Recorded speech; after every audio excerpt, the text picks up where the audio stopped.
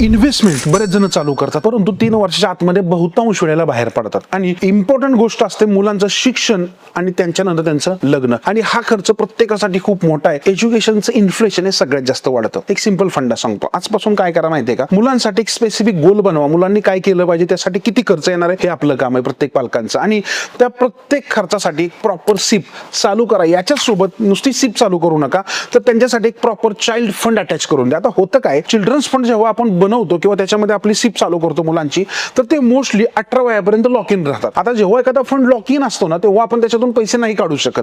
होतं काय, मुलांची इन्व्हेस्ट केलेले पैसे ऍक्च्युअली त्यांना जेव्हा लागणार आहेत ना, तेव्हा आपल्या हातामध्ये चांगल्या पद्धतीने येऊ शकतात. कारण बरेच जण मुलांसाठी इन्व्हेस्टमेंट करतात खरं इतर फंडांमध्ये, पण गरज पडली की ते आधी काढून घेतात. त्यामुळे ही चूक तुम्ही करू नका. आता काय होतं की चिल्ड्रन्स फंड कुठले घेतले पाहिजेत, मुलांच्या एजनुसार त्याचं पण प्रपोर्शन वेगवेगळं असू शकतं. आणि हे जर तुम्हाला शिकायचं असेल ना, तर क्विकली फिनचेक ऍप्लिकेशन डाउनलोड करा आणि स्क्रीनवर जो नंबर दिलाय ना, क्विकली संपर्क करा. कारण आमची टीम तिथे तुम्हाला स्मार्टली गाईड करेल.